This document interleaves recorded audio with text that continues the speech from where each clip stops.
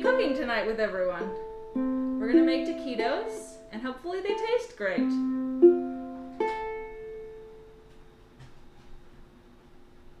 Currently, someone has just walked into the room. You might see her face. She's a delightful face. Her name's Claire. There's my hand. You know Claire. Hey. You've met Claire already. She is coordinating all this great stuff along with David. You're doing great. For some reason I don't see you, but you're doing great. Is there any indication of? Oh, okay. We're good now. Great. We're doing some troubleshooting. We're starting a little late, as you may notice, and part of that is because we've been having some technical difficulties, and that's all right, because we're still going to eat good food together. So thank you for your patience. And if there's a couple things that don't work out quite right, that's all right. That's kind of how cooking works. Normally we start with a bell, but I thought that we could use a uke to kind of play us in. Normally I would also sing, but it's the COVID times, and that feels like a bad idea. So I'm just going to play this for a second. So the plan for tonight is to have taquitos, which I really love to make, vegan taquitos, and some ranch dressing. And we're also going to have some Spanish rice that will be delicious. And it was something I always ate that my mom made for me growing up. So this isn't exactly her recipe, but it'll be close enough. So let's get started.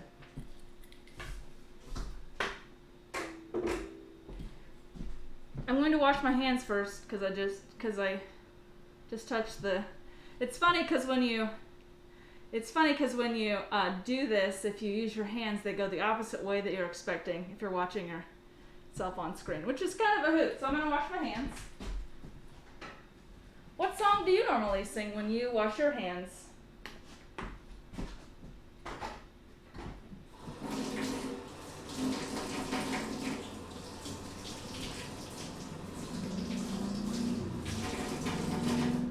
Grab a paper towel over here from the corner. Might leave this here. You never know when paper towels are going to come in handy.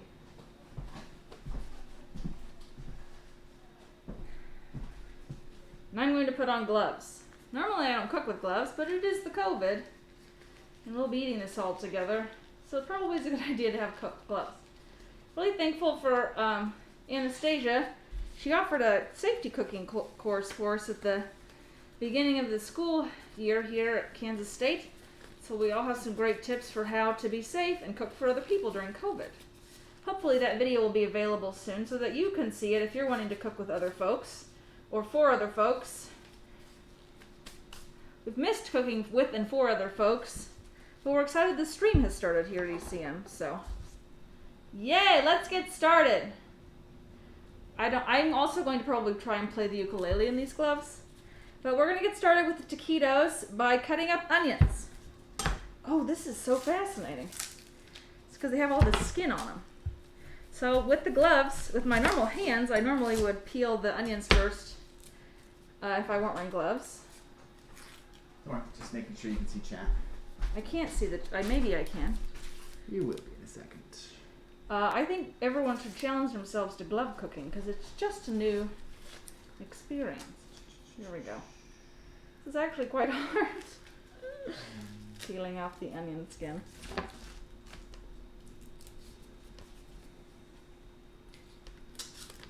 You saw David. You've seen David before. David runs all of our tech stuff.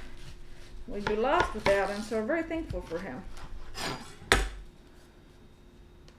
think David also has cooked a little too, so you've probably seen his face. Just a smidge. Because David is known as the pie man. Oh, I need to see the recipes too. Okay. How do you multi-screen? This isn't my computer. I need to get Claire in here then. Claire's coming in, but notice how everyone's wearing a mask. Claire, I need you to go multi-screen the chat and the recipe. So, with the onion, I normally, again, would peel the skin off, but what I did is cut off the ends and then cut it in half. And I've also found that because I'm wearing contacts, I probably won't have, my eyes won't water with the onions, but if you're wearing glasses, here comes Claire, you'll see her right behind me, right there she is. Hey. Made an appearance. if you're wearing contacts, normally the onion juice doesn't make it so bad in your eyes, which is really great. So if you're cooking onions, wear contacts. That's the moral of this story. Oh. Fascinating. I always have to turn the fan on. Really? Yeah, I don't have as bad of a time. If I wear glasses, I have a very hard time. My aunt told me if you put a match and like hold a match in your mouth, Huh. it should help. But that's hard to do with a mask on. I definitely am not going to do that with a mask on. Thank you, Aunt. She's filled with wisdom. Okay. I also would be terrified of putting a match in my mouth. That doesn't sound like something. Sometimes there's these little pieces at the end. I feel like they're kind of woody or they don't taste very good. Normally where like the little, I call them the butts of the onion. I don't know why I call them that, but It's a technical term. it is a technical term. So I'm not going to use those because I think they taste like plastic. Does this look good to you? Yes, I can see Okay. them both. Okay. I don't know how to make this like. Hey, work G. here. Bennett, Claire did save the day. That's my sister. Oh. All the family on there. I want you to know that it is adorable how many fans we have of Claire that have joined. It's an absolute delight. So hello, Claire's family. We are such big fans of you as you are fans of delightful Claire. So I just took the onion, I'm just cutting it in half. I am not a technical chef, but I did in college live in a place that specialized in cooking for like groups of 50 people or more. So I learned how to cook pretty quickly for a lot of folks. So again, not technical, but we get the job done. So I've done one onion. We're gonna work on the other onion. It's so crazy cooking with gloves. Like this is an actual experience. Highly recommend sharp knives. These are not very sharp, which is why it's been so hard for me to cut. But maybe with gloves, it's better not to have a sharp knife. So I'm gonna peel the skin again. I can hear the water boiling. I started the water boiling before we got all this going.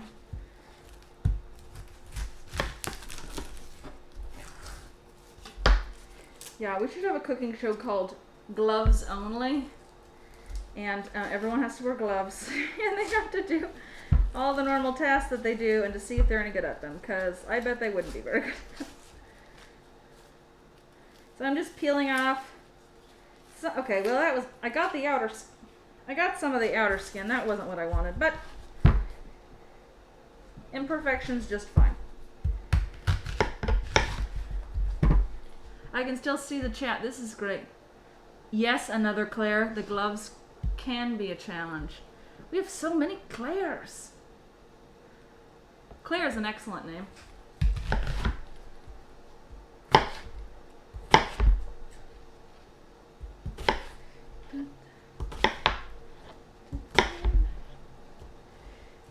We're almost done.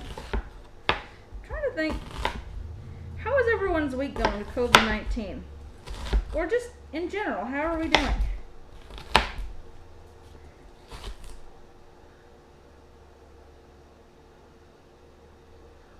I'm assuming, is it Bennett? Bennett?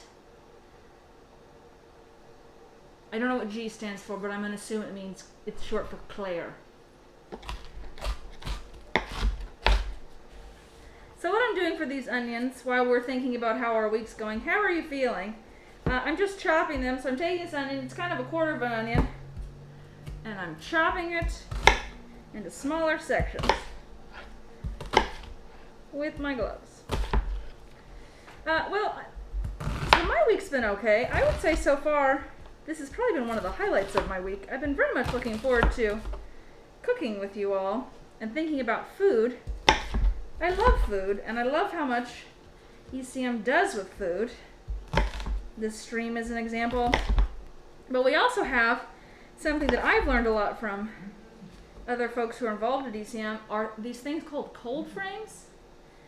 And basically a cold frame is where you build like, I don't know how to explain it. I'm terrible at explaining that. Let's think, I shouldn't be so self-deprecating. It's where we took kind of some recycled wood, actually recycled some pallet wood, and built a, kind of like like a greenhouse outside in our yard. We have a pretty big yard. And one of our plans that we have is to kill our yard, which is deceiving. Someone's coming in again. Here comes David. He's also remembering his mask, which is great. And the killing the yard piece is just that we are no longer going to have, or our goal is to work towards having a lawn that is focused on sustainability around food. So in this cold frame, we'll be growing a bunch of vegetables and fruit, probably just vegetables, I shouldn't say fruit, maybe herbs, I don't know.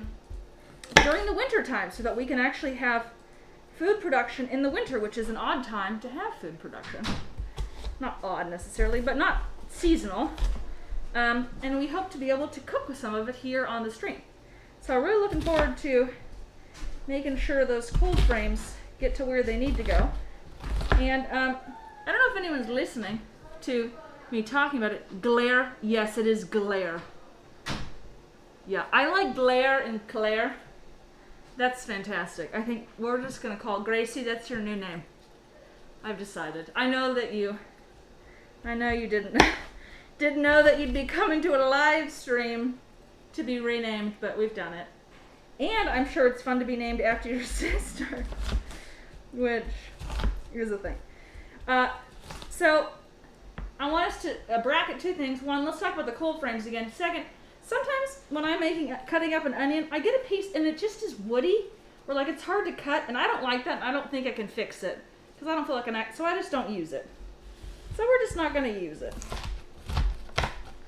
And I take it out. So sometimes I poke through and I see pieces that are hard to cut, not because my knife is dull, but because the onion's a little crazy, and I get rid of them. I only see one big piece. Oh, here's another one. Sometimes they're kind of like green.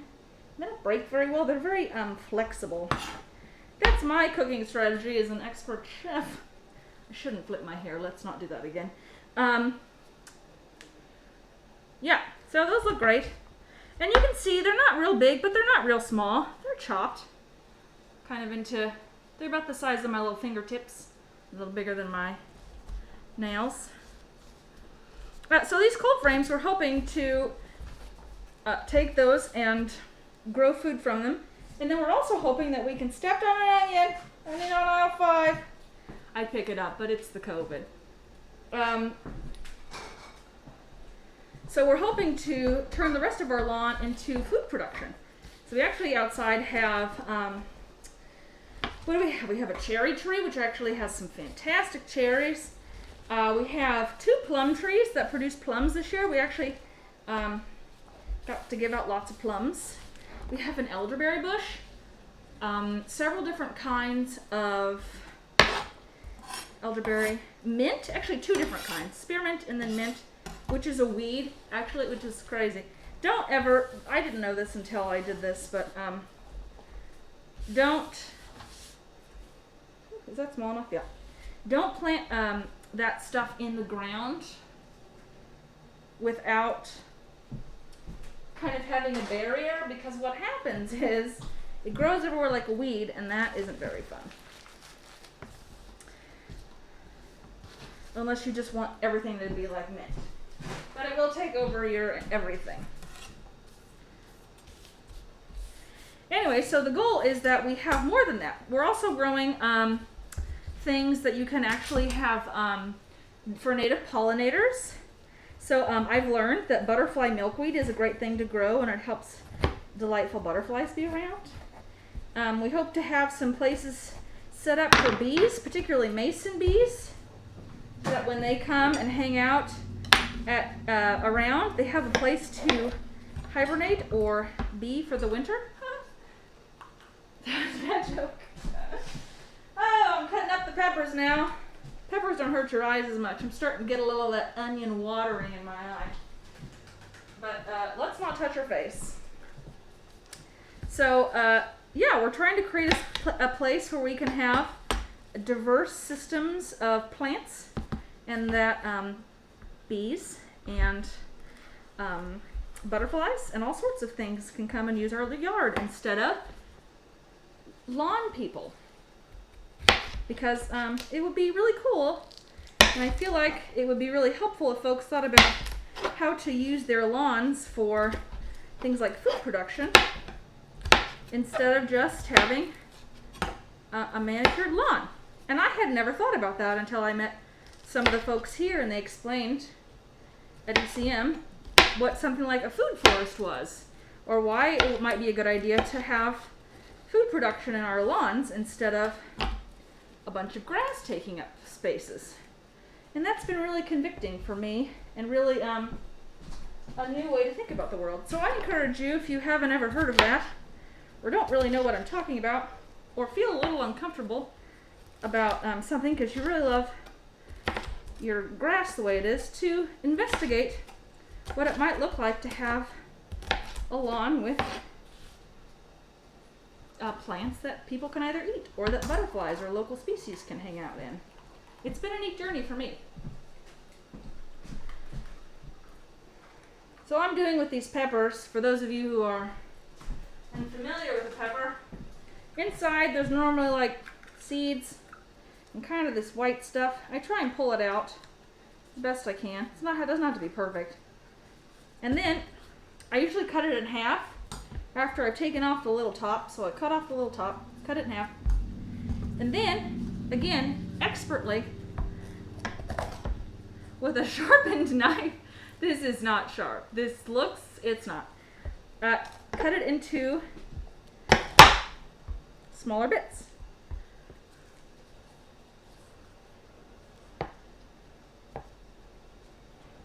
Don't talk to the oven too much. I've never been told that before. Actually, maybe I have been. Maybe I talk to ovens too much. Apparently one of our cameras are dropping like flies. So we're gonna try and just focus on this front view, which is great because I've tried to pre-start some stuff so that we can spend more time thinking together and less time me trying to figure out where to put what. So just chopping up. As you can't see here, I'll show you.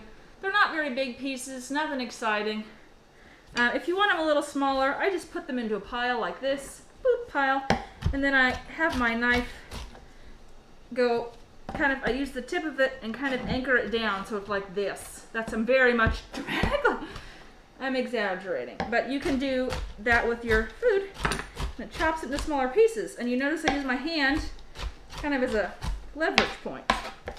It's delightful. I love it. Sometimes I just like cutting things because I feel like I've accomplished so much. I also love having a technique to do something so that I feel like I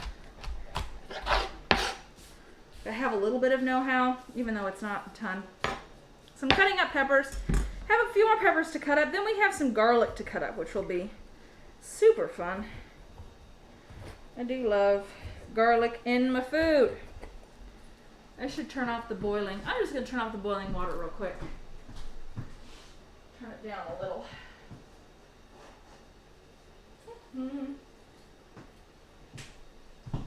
While we're doing this, oh no, I don't see the rice. I'm going to find the rice. It's somewhere. I'm going to take off my glove and I'm going to go find rice. Definitely need that. Might as well get the rice started. Oh, great! Oh, great, Claire. I'm so glad. I'm glad you're learning a lot. Again, I'm not an expert, but I've been cooking for lots of folks since I was about 18. Gosh, that makes me sound old. When I was 18, since I was in college. I am not in college anymore, and I've graduated from graduate school, although I'm told that I look a little younger than I am. I don't hate that. But I'm happy to share more tips. If you have questions... Oh, great. I just found out where the rice is. Oh, is that Javi? Hey, Javi. Haven't seen you in a bit. It's so good to see you. I'm so glad you're learning to cook. That was the point of my whole scenario. So if you have a question about how to do something imperfectly but getting the job done, just ask in the chat and I'll give you my advice, solicited or otherwise, probably. So I'm going to go find the rice. Finding the rice. We're on a rice hunt. We're on a rice hunt. Oh, I shouldn't sing. I do love singing, so I apologize if I sing a lot.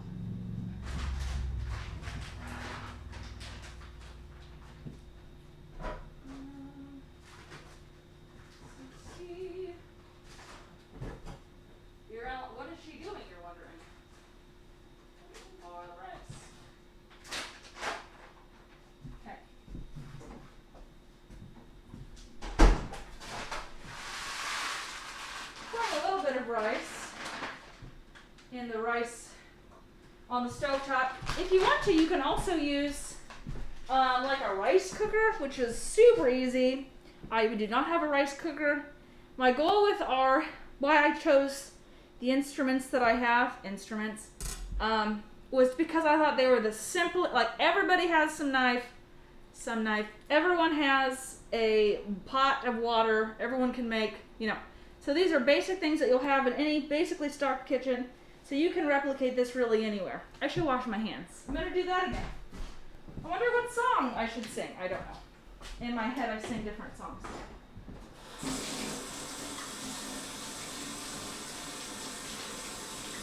Woo! Making a mess. I just sprayed water everywhere. Okay. Putting back on the gloves. Let's do this again.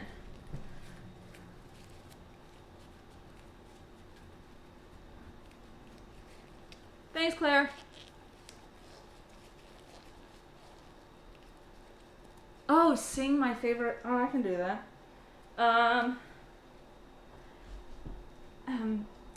a hard. Javi has asked that I improvise the song "Favorite Things," but with my actual favorite things, and that is a hard. That's a challenge. I actually really like that kind of thing. Boiling water and sharpened knives. These aren't my favorite things. These are the things that are in front of me. Okay, that's what I got right now. I'll work on this, but you know what I mean. I'm starting. I can't do it right now. Tavi, that was so good. That's such a good request. I'm gonna go home. I'm gonna write a song. I'll send it to you. It'll be. This is hard. So we're taking one of these little peppers. We're cutting off the top of it. Whistling kettles and I'm going to come back to that every time now. Whistling kettles and it's not sharp. What else can I have besides whistling kettles? Sharpened knives and boiling water. Ice cream makers with I like coconut milk, because I'm allergic to dairy. What was I gonna say? Da da da. Singing bowls from the big room outside. These are a few of my favorite things. This is a great activity for me. I'm sorry if everyone's suffering through this. I like making up songs. So if you have some ideas, I can pretend that I know how to improvise. Our water's really going. I can't tell if you'll hear it in the background, but it is moving.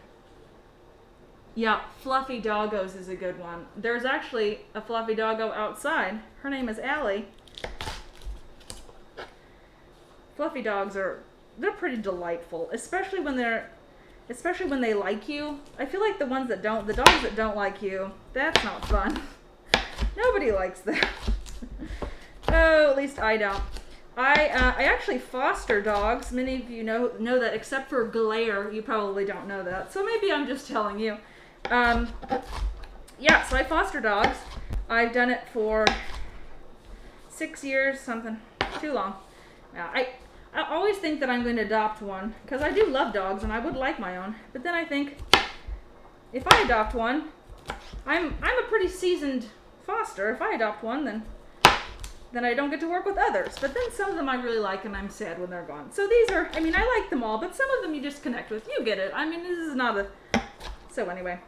So I love dogs. And I have one right now and her name is Allie. Sometimes she responds to Allison.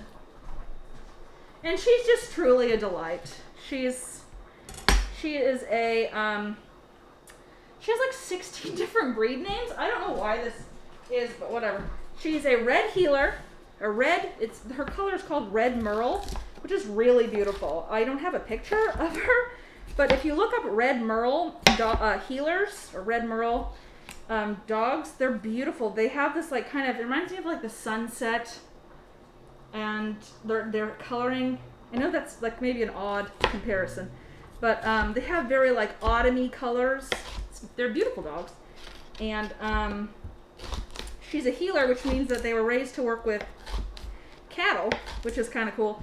But they're also, if they're not trained very well, they're like very herdy. So sometimes she's actually pretty well behaved. She'll like sit on my knee, not sit, but she'll put her nose right into my knee indentation to make me move a certain direction, which is, I think, hilarious. Because a dog's not getting me to, if I'm not thinking about it at all, I'm not going to do what the dog's hurting me towards. But anyway, she's a cattle dog, an Australian cattle dog. That's one of her names. Red Heeler is another one of her names.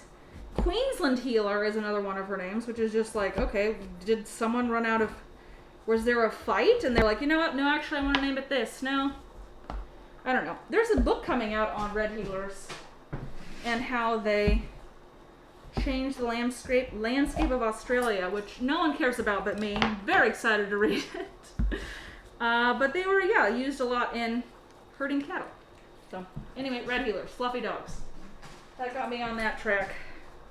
Javier. Let's talk about the food a little bit. So, I like using different colors of peppers. First of all, because they're pretty, and I like pretty. Pretty's kind of fun, but also because they actually have different kind of antioxidants and health properties. So, you may have heard folks talk about like different colors of vegetables being good for you, and peppers are a really easy way to get different kinds of vitamin C, and different kind of nutrients just by eating different kinds of peppers. So I thought it would be kind of fun for us to have different pepper colors, just because A, it's pretty like I said, but also because it's pretty good for you. So if you're ever at a store and you're like, look, I need peppers are my only vegetable in this particular recipe, although maybe they're fruit because I don't know the distinction between fruit and vegetables sometimes. But if you're like, I need more variety in my meal, just get some different colors and flavors of pepper. It's a pretty easy way to do it. Still cutting up peppers. She's still talking about peppers. I can't see the chat, and I'm going to have to take off my gloves to see the chat. This whole chat thing. Let's see if I can do it by just using a napkin, because I'm trying. Oh, it worked! If you use a napkin, this is a fun fact. A napkin on or I guess this is a paper towel, a computer. You can see what's happening on the computer. It's a delightful trick. Welcome to COVID-19. We learn all these fun things together. Just checking out the water with the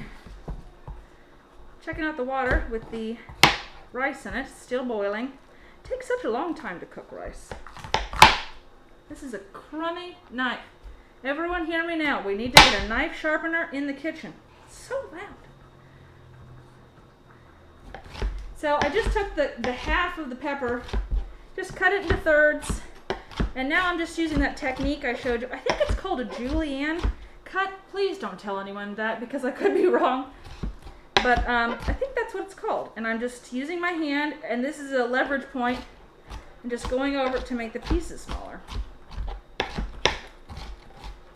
What have I missed in the chat?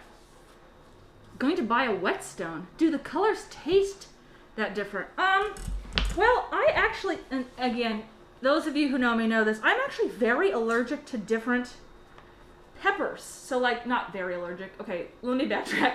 I'm allergic to green peppers, but I can eat red peppers and yellow peppers. So I don't know. I haven't eaten a green pepper in so long that I actually don't know their flavor difference. But I feel like they're not supposed to be that different, but I'm sure that that's something that someone else who's more qualified to talk about could talk about, because I haven't had one of the major peppers in the U.S. for so long, I don't know what they taste like. So if anyone's a pepper expert out there, this would be an excellent opportunity for you to share your knowledge in the chat stream. Oh, they taste unripe. Oh, that's funny. That's funny.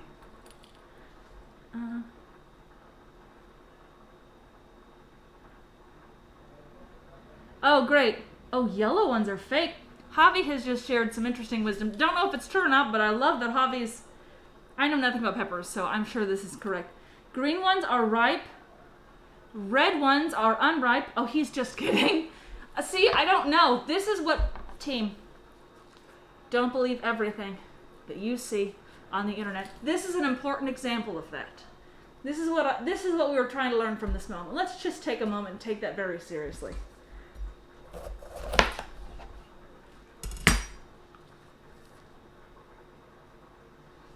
Yeah, everyone has opinions on peppers. I don't have any pepper opinions.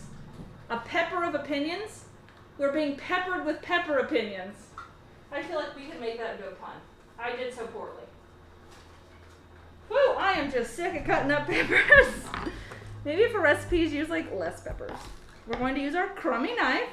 Can you see, like, I just used a knife to cut it? Nothing. Look at this. It's like I could tear it. That's it. I tore it. It was more effective to tear it than it was to cut it with a knife. Crazy town. So I just took my torn pepper half. Some very technical skills that you're learning here. If your knives are dull, just tear them. And I'm using that technique, just making them smaller pieces. Smaller pieces. Because, I don't know, I don't want a giant pepper chunk unless I'm making stuffed peppers, which would be an excellent dish for someone to make. I think this is a great time to say that if you're really interested in cooking, or you're like, you know what, I bet I could do that better than her, because you probably could. We're looking for folks to cook on our live stream. Love for you to join. If you think, goodness gracious, I would like to teach someone about pepper skills, or I'm really good at this thing, or I just like being in front of a camera and talking a lot, we encourage you, say something in the chat. They're still talking about things I don't understand. Say something in the chat, and we'll have our delightful Real Food Lunch community coordinator reach out to you, Claire, not to be confused with Galaire, and she'll get you all set up. So we're looking for some folks who've got energy to cook. I'm just using this paring knife. This is not the knife you use to chop, but similar to living in college, you just use what you got. You know what I mean? Do what you can with what you got. So if you have a paring knife, you can just kind of do the same thing. I'm going to use the big one because it's going to be painful if I don't. Just use that cut.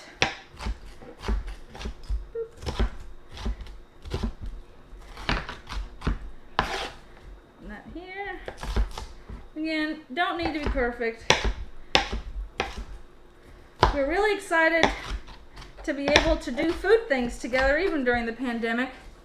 And so thank you for all of you who are tuned in and are eager to get some food either on Friday or to learn about what kinds of food options, what kinds of things you can do with stuff in your town or at the grocery store, or heck, maybe even grow some own food in your yard. Because that's the goal, really. Everybody should have access to fresh, homegrown food, because that's what keeps us going strong. And you'll just see, again, not an expert. They're too big, so I'm just going to go around just kind of randomly using that fulcrum point of one hand. Chop, chop, chop. And so how big do I want them? Well, it's up to preference. They're all different sizes, but you'll see some of them are pretty, about the size of my mid finger. Some of them are a little more. It doesn't have to be perfect, doesn't matter.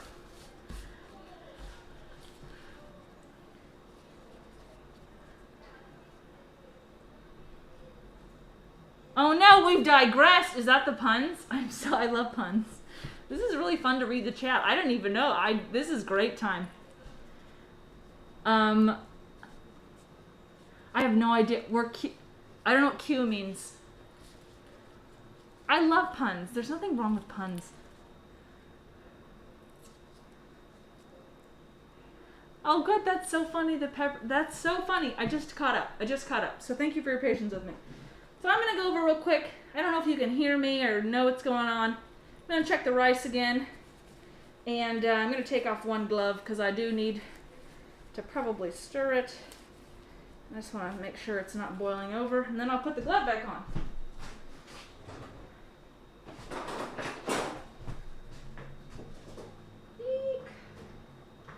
So one of the things that I think is really helpful for rice so it doesn't get stuck to the bottom of your pan, although it does sometimes. Add a little oil or a little butter, just a little fat to your, obviously in this case we're not adding butter, so don't add butter unless you have margarine, because we're cooking vegan. But in this case, add just a little bit of oil and a little bit of salt. It doesn't stick as bad. The other thing that I have found that works, although I do not know if it's just because of coincidence or not, if I start cooking and the food that I have gets to a roiling bubble, which often happens with rice, I take a big wooden spoon, similar to this, and if the water, it kind of boils up like when you make pasta, and it starts to go over the sides and makes a big mess. If you put a wooden spoon on top, I think it has something to do with breaking the barrier of something. I think it's physics. It may not be physics, but it keeps it from boiling over so dramatically. So the surface tension, that's what it is. It has something to do with surface tension. I don't know. Anyway, so I use a spoon, so I'm going to go put my spoon on top of the rice so it doesn't boil over while I'm talking to you about... Oh no, my calendar broke. Oh, no, that was a joke about something else that I didn't read. So many fun things happening in the chat. I'm going to go break the surface tension, or whatever, with the spoon, and I'll be right back.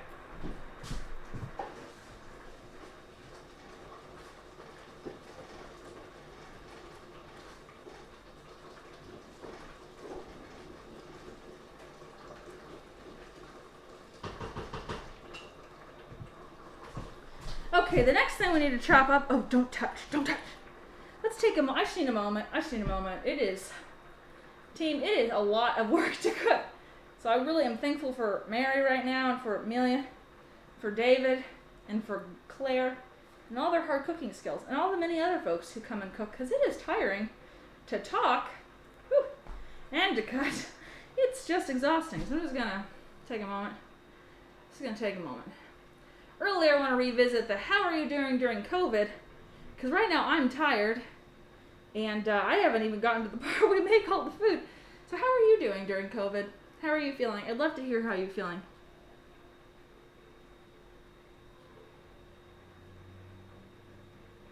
That's so fun. Someone's goldfish is drowning. Oh no. That's so sad. I hope it recovers. I hear drowning is a permanent concern. I don't know how it's drowning. I don't know what that means. There's a lot going on in the chat. Whew, okay. So I also think that the rice is almost done. How do we tell if the rice is done? Well, the water's generally kind of boiled off from it, and that's not the case with this. So we want it to boil. Normally I use 1 to 2 cups of water for 1 cup of rice, and then when the water boils down, you know that you're done. So we still have a little more water on the rice, so it's not done yet. Gotta stir it so it doesn't get stuck to the bottom, so that can be kind of an ongoing adventure. And now we're going to cut up garlic. We're going to use the same technique we used for the onions and for the peppers that we do for the garlic. So before we do that, I'm going to cut off kind of on I call it a butt. I don't know if that's right or not. On the ends of the garlic, there are these hard little, like, woody pieces that are where their roots were, I think. Something was there. So I'm going to cut those off with a little paring knife. This is sharper than my other things, so this shouldn't be so painful, but I cut those off first, because if I don't, I forget. I'm sure if you're a professional, you never forget and never have this issue, but I am not. I'm also very thankful for Claire, who helped me peel all this, because trying to peel this with gloves on would have been some kind of awful. So just cutting all the little ends off of the garlic. You can also buy minced garlic. I like fresh garlic. I think fresh garlic is delicious. It's also really good for you. Somebody used to tell me, and I don't believe this, but I do think it's interesting how much people trust garlic in terms of how healthy it is for you, that they would put garlic in the bottom of their socks, on the bottom of their feet when they were getting sick. I don't know why that happened, but they did it. And they said it really worked. Someone else said that they put it in their ears when they were children. Their mother would have them put garlic in their ear. This is someone who would have been like my grandmother or great-grandmother's age. I don't know if we do that anymore, but it's interesting to know that it's always been, for a while at least, it's been used for medicinal purposes. I don't know about always. I don't know the history of garlic, but I know that a lot of people trust it for lots of good things. So garlic is a little harder because it's so small. I'm just going to make a pile and kind of do that cut that I did. Again, I'm not an expert, but that's what I do so I don't have to take forever. And I just go, and you'll notice I'm going one way, just one direction, doop, doop, doop, and then I'm going a different direction. So I make kind of like a grid pattern with it. And that way you get all the chunks that are running away. So, going one way. And I just love the smell of fresh garlic. It's just delicious. Feels good. What's happening in the chat? What would you do if the people you despise were shrunken and trapped in your food and you saw them? John Chance, I have never been asked anything like that in my entire existence. And that is a great ethics question. I love to hear people. I love ethics. Let's talk about ethics. So, you look down on your garlic with your poorly sharpened knife, and you say, and you see someone you really hate. What do you do? The correct answer, I feel like for some folks, oh no, we're going to hiatus this for a moment. We've got to check the rice and hear it making sounds. I think our rice is done. I wish I could show it to you. We used a different kind of rice. I don't know if you can hear any of me saying this. We used a different kind of rice. It's jasmine rice. And jasmine rice is a stickier kind of rice. It actually really holds things together while I'm talking about jasmine rice. And so it looks kind of stickier, viscousy. You are eating, John Chance has added an addition to his question. You are eating the food as you see them and as well, and it is your favorite food. It's my favorite food, and my least favorite people have been shrunken into the food. So caveat, I'd love to hear what your thoughts are on this, because I have never been asked that before, and goodness gracious, the world is full of interesting questions. You want to have this pretty small. I don't like big chunks of garlic, unless I'm eating like a garlic chicken. But, or roasting garlic for something. So we're going to take a bit of time doing this back and forth grid pattern with this cut that we've been talking about. Well, if I saw them in my food, I would be very worried about how they got into my food. That would definitely be my first thought would be, oh my God, they're in my food. The other thing would be, are they talking? Like, are they alive in my food? We have someone who's very invested in killing the shrunken people because they're bad people. Although I would say if I don't like them, that doesn't mean they're bad people. They could be bad people, but it could also mean I just don't like them for a variety of reasons. And I don't know if that means they're bad or not. Right? It's this ethics of like what is good or bad, or how do we talk about that? And I don't think everything's relative. I mean, certainly there is good and bad, I think. Or there are right and wrong things. Or things we ought to do, things we oughtn't to do. But I think I would be concerned with, are they alive in my food? Or why are you shrunk? We probably would have a conversation. I probably wouldn't chop them up. I'd probably be deeply concerned about their well-being, honestly, because I would imagine that either I had grown to a proportion where I was like, what has happened to me that I am so large, and why are they so small? So I would probably do a lot of investigating.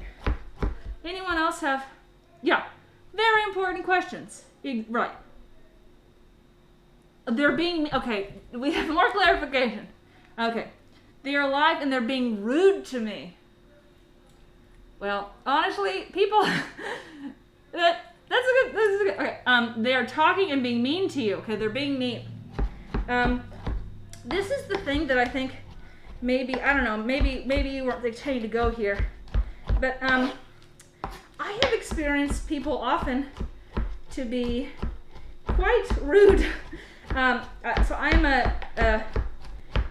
am actually a minister and a teacher, and I've experienced people to be quite mean to me on a regular basis.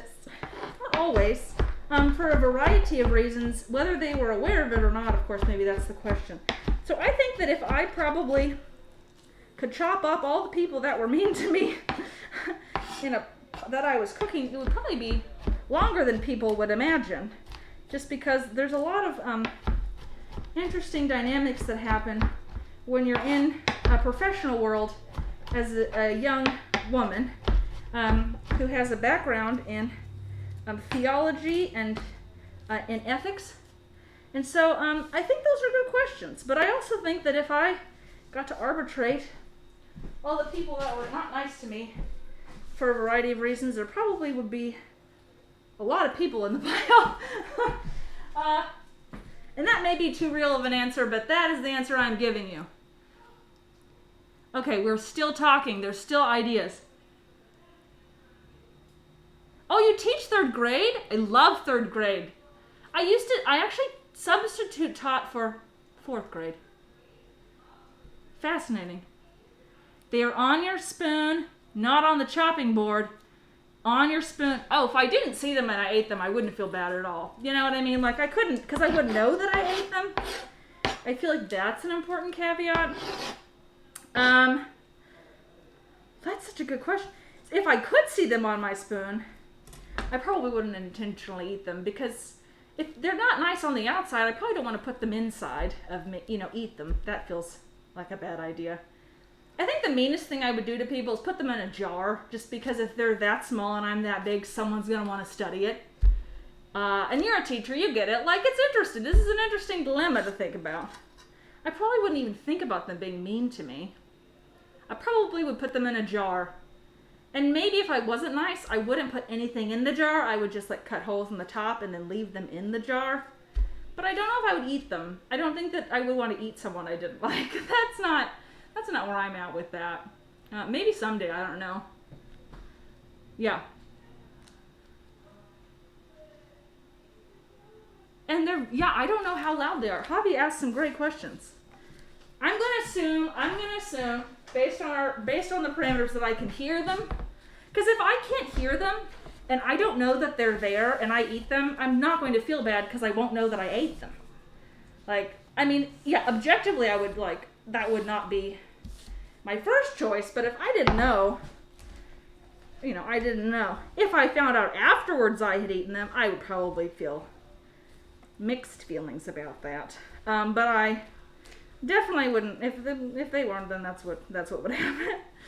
So I'm just, side note, I'm taking all these delicious, yummy peppers, delicious, yummy onions, and some of these onions are a little too big, and I shouldn't take them out and cut them up, but I'm going to, because I don't want big onions in my food. Big onions taking over my food.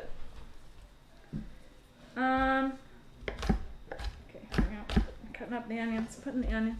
I also put a little olive oil in here. I like to heat it up, so the pan is a little warm, just because it feels nice.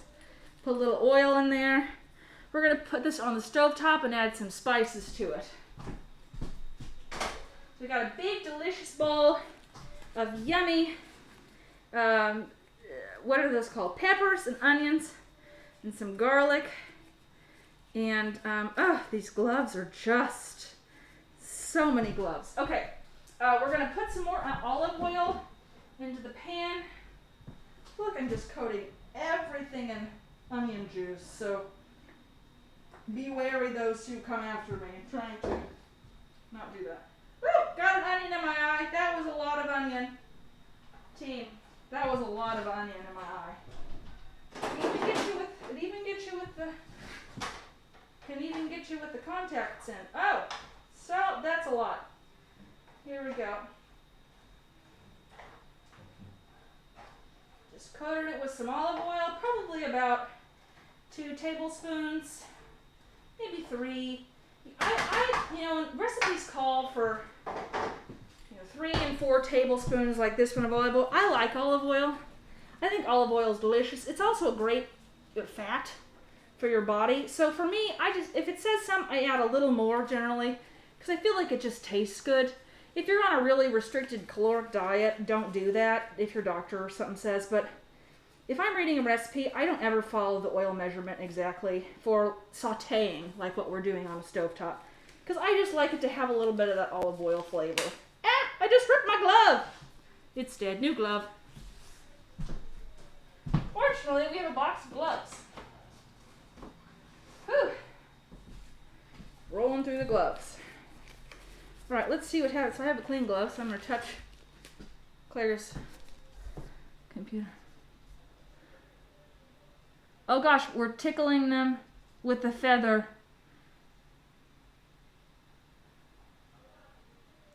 Ooh, someone's Glaire's throwing them outside.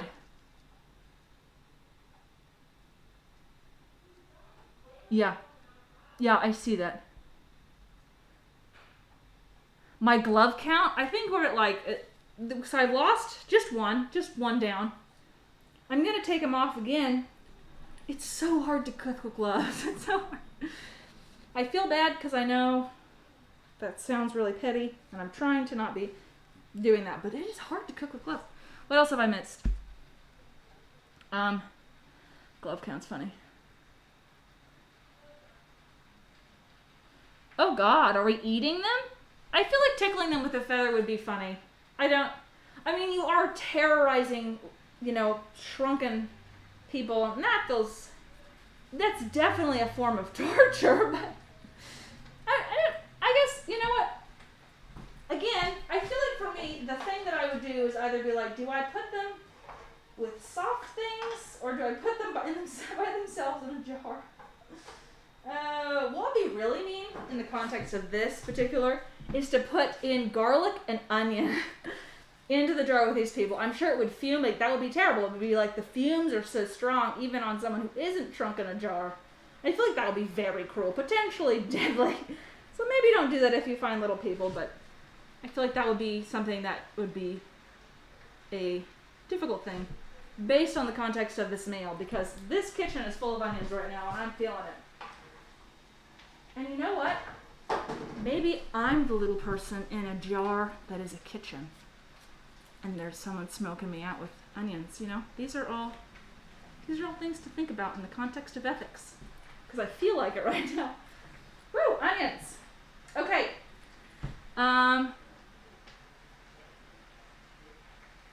Let's see. Okay, I'm going to look at the recipe now because I want to just check. Normally, I don't follow recipes very closely because I feel like what I like about cooking is experimenting, and especially with meals like this, what I like about them is that you don't have to follow them perfectly. I think that's really cool. So we're not going to follow it perfectly, but we are going to follow their guidelines. So what we're going to do now, we're going to kind of take the recipe that what we're using for Spanish rice and the recipe that we're using for taquitos, and we're going to make the stuffing part, the main kind of flavor parts of both the rice and the taquitos together, and then separate them for the two different dishes. So they have some semblance of each other so that we know that they go well together. It's also going to save us some prep time, which is I don't have any time, like no free time. And so when I cook for myself, I think, how can I consolidate this into the quickest thing possible? So that's why we're not going to follow the recipe perfectly. We're going to follow it based on our own time and kind of our own flavor palette. So with that in mind, I'm going to see what spices I want to add to our onion, garlic, and pepper mix, and kind of maybe base them on both recipes but not follow them perfectly. And I'm sorry you can't see me when I do this, but I will grab the ingredients and then we'll talk about it in front of the camera so you can see me.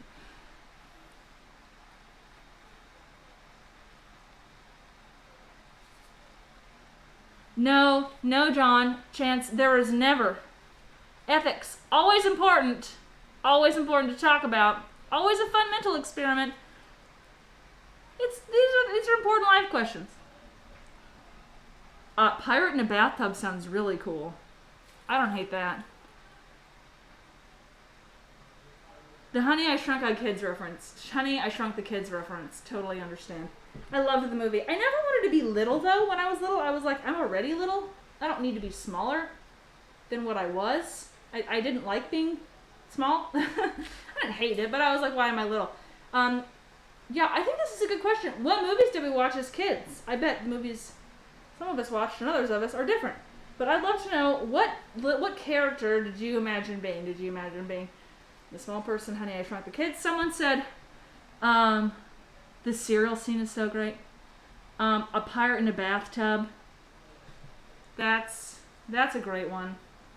I don't know what I wanted to be. I should think about that. Oh, I did. I always wanted to be in the Peter Pan. I always wanted to be Peter Pan's friend. Or I wanted to be Peter Pan. Because I love flying. Like, I feel like that's one of the things that we need to figure out. Because flying is just super dope. And I always thought Peter Pan had the coolest time because he could fly. And I always wanted to fly. Okay.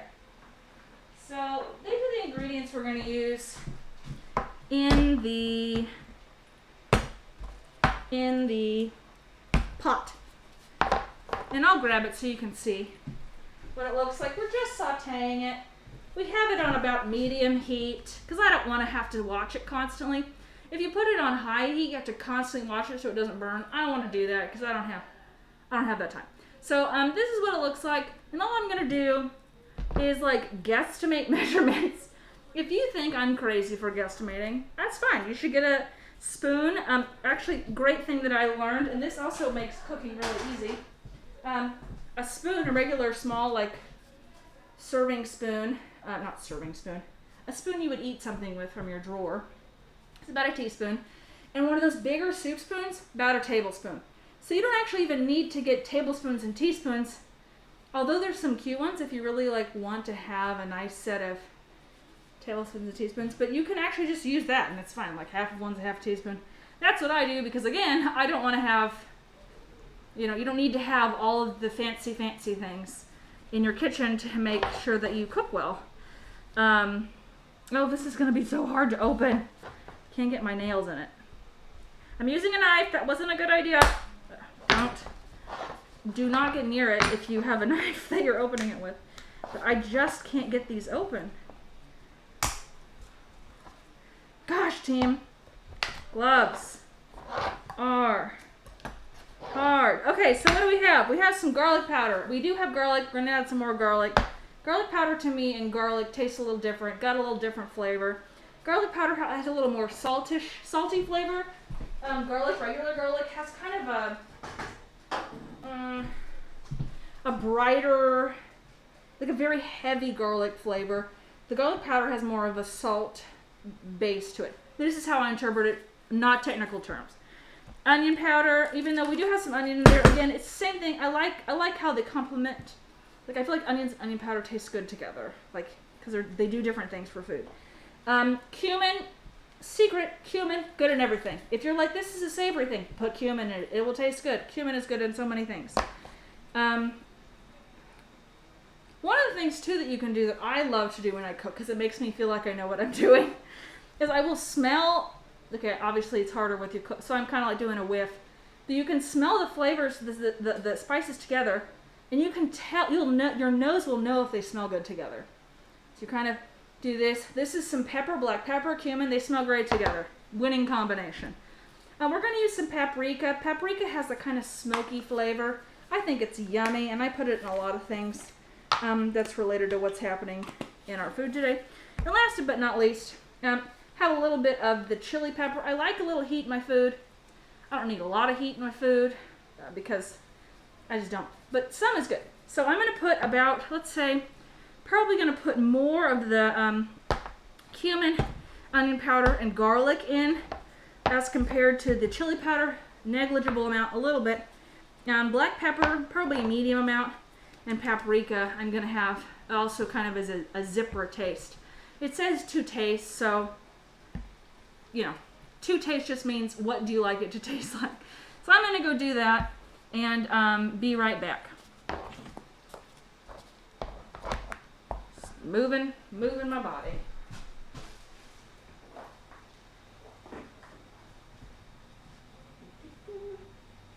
And I'm just using that teaspoon, tablespoon thing we're talking about to measure out stuff. Just referencing to see kind of what they give. I'm doubling these recipes today, so just double it. Also, one of the things that I do sometimes, I forget that I just put something in.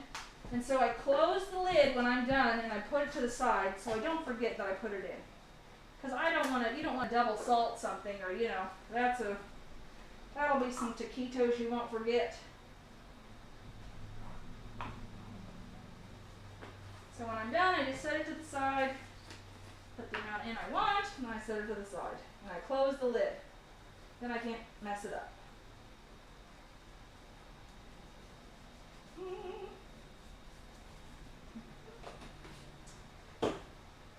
These are a few of my favorite things.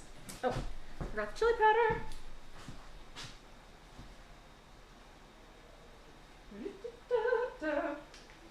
When the onion grills, as the garlic pops, as the saute song, I love to sing about sauteed veggies, and I can do it all night long. That was pretty good. That was good. I'm not bad with it, but that was pretty good. And then you just want to mix it so it's mixed all the way through. Mix, mix, mix.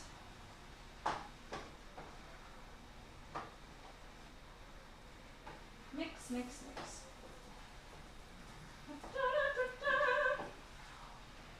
Okay. Stewing tomatoes and cutting garlic. That's all I got.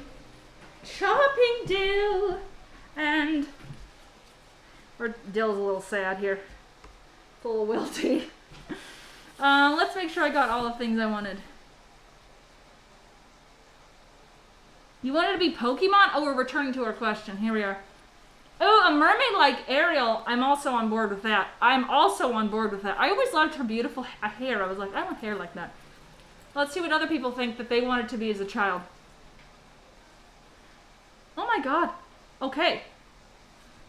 There's someone who shared that movies are banned in their house unless they were about Jesus.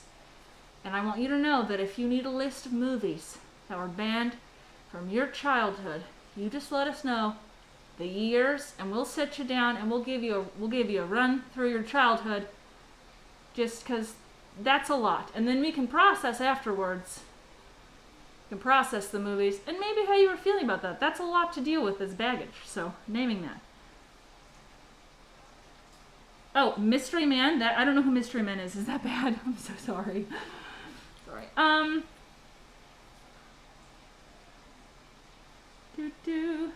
Oh, I also love. This is also me. I grew up loving Sherlock Holmes and Nancy Drew. I love mysteries. I love mysteries very much, so much. And so when I was little, I wanted to be a detective. And I still kind of do. I don't know if that's like a superhero character from a movie, but just what it is. So we're also with our meal going to make a delicious vegan ranch dressing, because I want you to know the secret to all the things that bring me joy in my universe involve that does not look like parsley. Deeply concerned about that. Involve spice sauces. Sauce is just so yummy. I love sauce, and so I was like, when we're doing this, we're going to make a yummy, yummy sauce. We're going to make a really easy dressing that I like to make. As I said earlier, I have dairy allergies. I have allergies to peppers, red peppers. We're going to stir this real quick. Ooh, it smells so good. So aromatic. So there's a lot of things that I can't eat. And so really thankful for the ECM community and their commitment to making sure when we cook together that all different sorts of folks can eat. And I think that's really wonderful. As someone with allergies, I was happy to be a part of that tradition. So what I'm doing, I don't know a lot about parsley or dill, which are the two ingredients that we're using for our ranch dressing while our food is sauteing. Normally, I don't like things to be really stemmy. For example, with mint, you actually want to keep the stems on because if you're making tea, you're actually, when you do that, the stem has all the flavor. I don't know if dill has all the flavor, the stem, and I don't know if the parsley has all the flavor, but I don't want stems in my food. So I am just pulling off the tops of the dill, pulling off, and by tops, I mean, you know, I like to make it look kind of like a little fan with the dill. I think dill is a beautiful, beautiful herb. Look at that. Look how beautiful that is. That is just poetic. And with the parsley, I try and just kind of,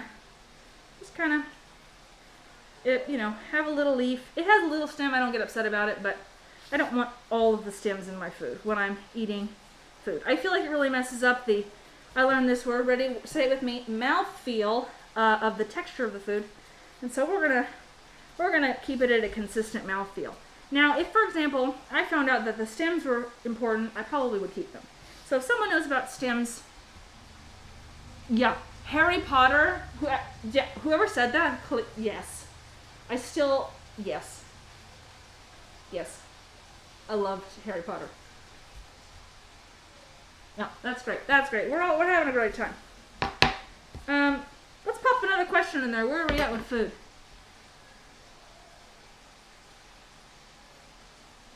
Our Nightbot reminds us that you are welcome if you are enjoying the stream, or even if you're not and you want to be supportive of folks building a stream around cooking.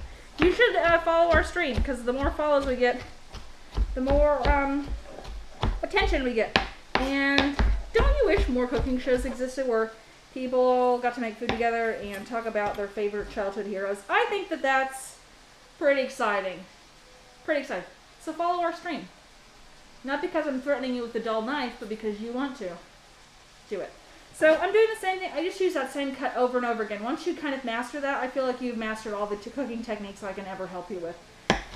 So I'm just cutting up the parsley. I really like parsley to be small like garlic. So I'm just going to do this over and over again.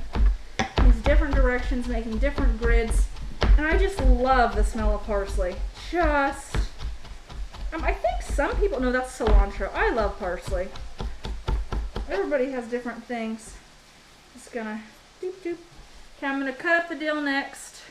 Oh, nope, got a stem. Don't want the stem. Stem free. Again, if someone knows differently about the dill and that the stems are great,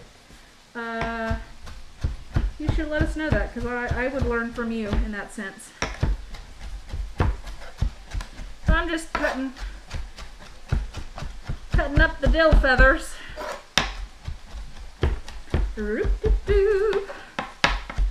These are a few of my favorite things. When the dill chops, when the knife stops, when I'm feeling sad, they already say that. When I'm feeling glad, sort of, I simply remember, how about mad? Mad, that rhymes with sad. I'm very good at rhyming. I simply remember my favorite things to cook, and then I don't feel so bad. I don't feel so bad when I eat well. And you can too.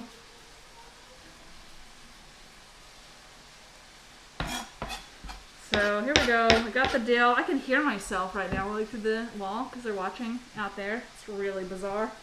Feels like a lot's going on. Okay, chopped, stirring. Ooh, yummy, you can still smell. And they're kind of getting, I'm going to show you a picture of this. Woo! They're getting translucent. You can kind of see, you can see through them a little. These are one of my favorite things, see-through onions. If you keep cooking with this, you can actually caramelize them. So we're going to have them cook a little longer. I can't touch that, it's too hot. I can't touch this. Put this on the pan. We're just going to, it smells so yummy down. So when it cooks down, it's going to be very tasty. Very tasty. Okay, I'm going to throw away the stems. Do we have a compost bucket? We do not. We do have composting worms, which I think is delightful. And one of the things that I learned a couple years ago ECM has each semester of the school year, we have what's called a sustainability retreat, where we go to a farm, a homestead in a small town in southeast Kansas, and we learn about all sorts of farming techniques that work on a smaller scale. So instead of learning about like how to have a big corporate farm, we learn how to compost on a certain level. Although you can also compost for a lot of things, right? We're just learning on a smaller scale. And one of the things that we learned about was that you can use worms, which so many of you know this already. I feel like I learn something new every time I go on this retreat, to get rid of your food waste. And so we actually have a bucket of worms, and they eat a lot of our food waste, so that we have great fertilizer, because all the juices that come out of the worm bucket are really great to grow things with. We'll get to use it for our cold frames. And it's great because you have worm friends. And we've all wanted worm friends our whole lives. Anyway, so I love worms. So we have worms to eat our composted stuff. And they're not very hard to maintain, which is really neat. Because I think sometimes you hear worms and think, my God, that would be a lot of work. But it really hasn't been too crazy, although others who do a lot with the worms, please jump in. But I've learned a lot from that. So we've got the dill, we've got the parsley. I need a bowl. Oh, I didn't get a bowl out for this. Take off this glove. Take off this glove. Taking off the glove. My gloves are coming off. Boop. Need a little more.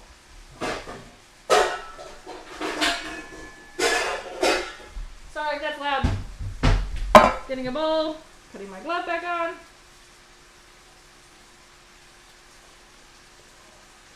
It's covered in paprika. Let's see what the chat says. I can't hear myself right now, but I could. I know some of the usernames, Javi. I don't know everyone's. I know David is on here somewhere. And Amelia. I know that Bennett is Glare. So you know who that is. I'm trying to see who else I can see on the chat. I do know who some of the folks are. I do. I do not know if I've met a couple of them though who are talking.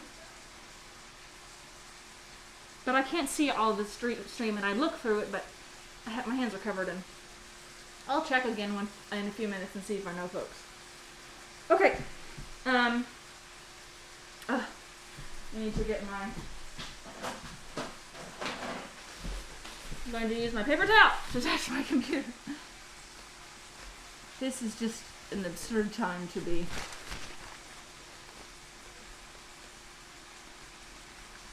Okay, let's see. I've not made this before, the ranch dressing like this. Normally I don't make it vegan, but I do think it could be yummy. So we're going to take mayonnaise, vegan mayonnaise, the dill, the parsley. We have some other garlic that we're going to save. Macaroni, the fork or spoon. That's a great question, because I have another answer to that than that option. Did you know you could put macaroni? Okay, I was thinking macaroni and cheese on a hamburger, or like a vegan, or like a garden veggie burger, and it's delicious. I had no idea. So I put it on a bun. Actually, I put the bun with the thing and the thing, and then I pour some sriracha on it, and then like generally like a ranch kind of thing. That is so yummy, so yummy. So my favorite way to eat macaroni and cheese, which is not macaroni, is on a veggie burger. I eat macaroni with whatever is clean. If I have a clean spoon, I use a clean spoon. If I use a fork, I have a clean fork. What do you use it with? But I like the macaroni. My favorite way to eat macaroni is on a burger. It's delicious. Okay. I'm gonna stir our stuff some more. Ooh, it's starting to get hot. My handle's gonna burn through my glove.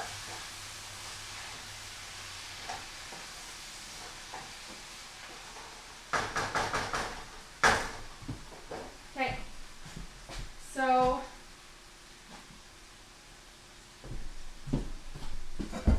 you need some milk. It says soy milk, but I'm gonna use almond milk because I'm actually also allergic to soy. so many ways so I could. 50 ways to kill your lover. Food really is the way to do it with me. You know the bag, Jack. I don't know the words, but I like that song. It's now in my head. You can also make vegan mayonnaise, but I didn't want to do that, so I bought it. It's cheating, I know. A little cheating, but doing okay. So it's about a cup. I'm gonna put. I know about what a cup looks like. When I was living in Cyprus, I spent a summer in Cyprus. I guess that's it depends. I learned how to measure by sight because they didn't have cups. They were using the metric system. And so it's really good if you travel to learn what your size of the U.S. I guess has an odd. We use a different system than the metric system. I'm not thinking of what it's called. What's it called, people? It's not called sporks or heathen. What's the system that we use in the U.S.? I don't know. Anyways, I learned how to find about a cup when I look at something. Because if I didn't, I would never get to cook, and that wasn't very fun.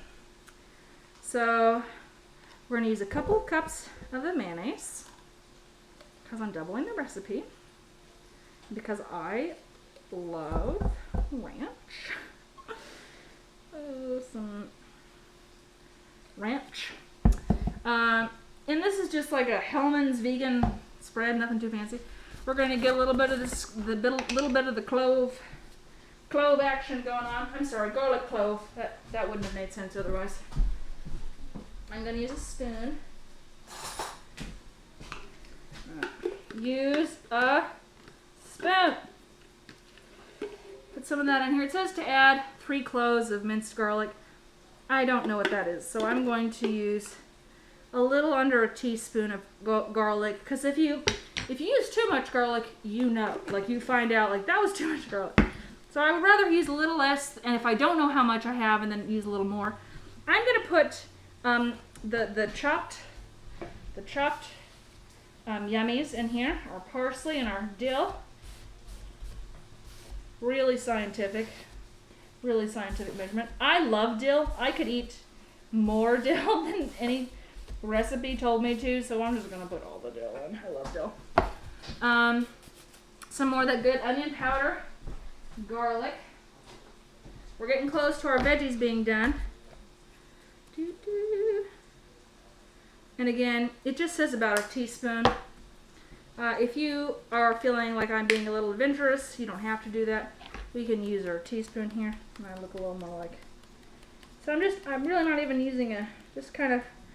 And if you were really concerned, if you were like, oh my gosh, I don't want to get too much, if you had to have a specific measurement, I would do it over my workspace and then put it over the container, because obviously if you use the open side of a bottle and you pour too much in, it's hard to take it out. So if you haven't done that before, try and have a spot where you can kind of not put it over your food. So what I did really wasn't great if you're just starting out, or you don't feel like you can control that. And sometimes I screw up and pour too much in, and then it tastes like what it does. So that's kind of me. I'm clearly very concerned about it. Dash of salt, dash of pepper, lemon juice, some milk. We're done. So easy. So easy. Oh gosh, the hardest part's opening this stuff. Ah! Oh, Imperial, thank you. Goodness gracious, I should know that. I can't get the thing open because of my gloves, so I'm going to do a thing with a knife.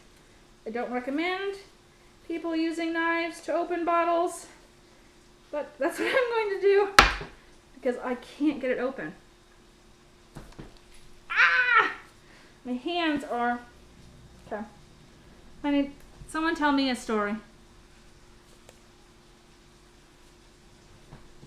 Someone tell me a story why I'm opening this. I'm feeling frustrated. I need some words of encouragement. Lord have mercy on my dying soul. Where is a gripping? I'm gonna give up and open this with my hands. Oh, before I do that, let's stir the food so it doesn't burn.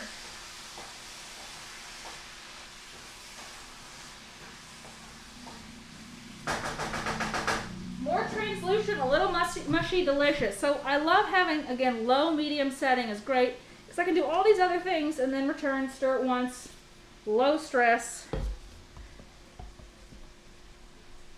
This is just absurd. I am sawing at the... Okay, you've all abandoned me when I needed you to tell me something encouraging, so... I can't get it. I give up. I'm not going to give up. I'm going to give up for a minute. I'm just going to take a little bit of the almond milk.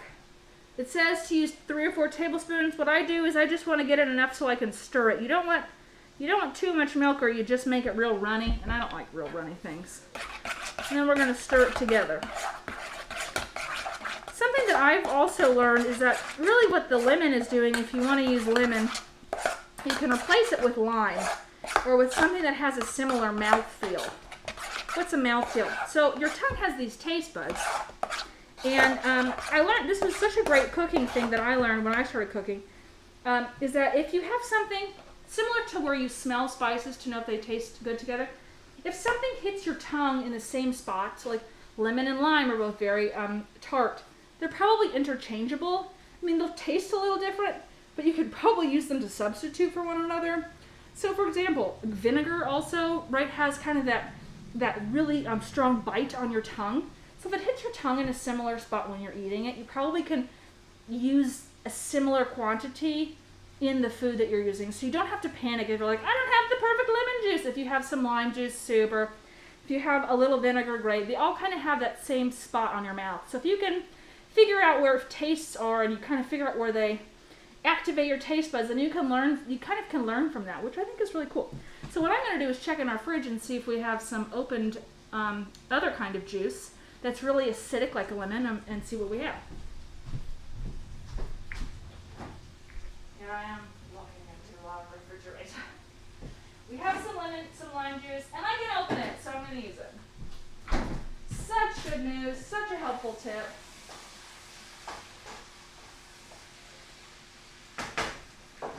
Similar mouthfeel, similar things. So what do? We're going to use 2 tablespoons. So I'm going to use boop, boop, boop. That. So I'm just going to mix that lime in. It's not going to be lemon, it's going to be lime. It's still going to taste great. And I'm not going to be frustrated. Yeah, whoever said that? Citric acid, great job. Yeah, that was David. That's got to be David. That feels like a David thing. Yummy, yummy, yummy. Now I have my own vegan mayonnaise. Oh, sorry, I already had mayonnaise. Vegan ranch dressing. And it just looks scrumptious. It's going to be great with my taquitos. Look at that. Yummy. Okay. Perfect. Gonna set that to the side. In fact, I'm going to set that in the fridge. Just going to, because I want it cold. I don't want it hot. Nobody wants it hot. Put it in the fridge. Okay, so we've gotten our dressing done, which is such good news.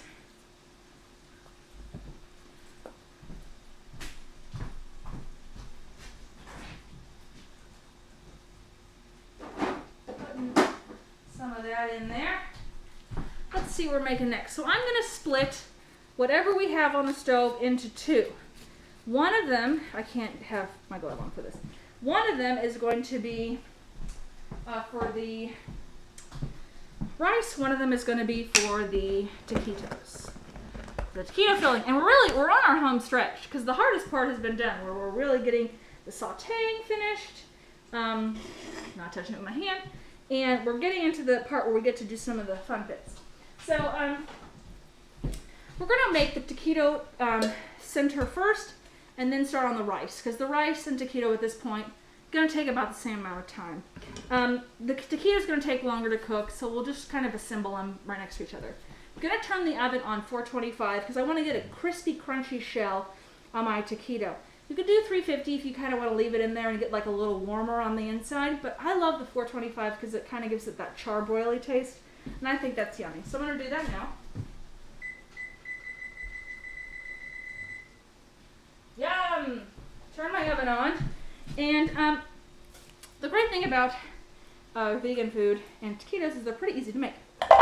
So So I'm just have some cans of garbanzo beans. Yum, yum garbanzo beans. I've opened them already and drained them. Just put my glove back on. Don't hate me because I'm ungloved. Putting my glove back on while I'm doing this. Just want to be extra cautious. Safety, people. Have I missed anything? We're still skipping the lime. Everybody got it. We're good. Sometimes you'll see when you're dumping out, one of the things that really freaked me out when I started cooking using canned garbanzo beans was that you get these weird little, you can't see them really well, but little shells. The shell of the garbanzo bean comes off. Don't worry, it'll just melt in and you won't even know it's there. It's the outside casing, sometimes people actually have a difficult time digesting that. And so there's, I don't know what it is, there's a couple of folks who have the outside casing of beans really bother them. And so that might be helpful if you have an issue with that, but if not, no big deal.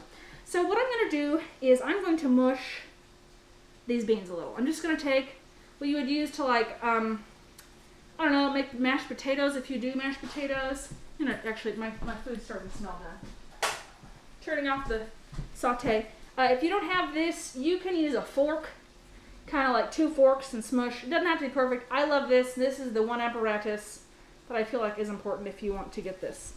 So I'm just going to take it, and what I do when I put this in the food is I just kind of twist it.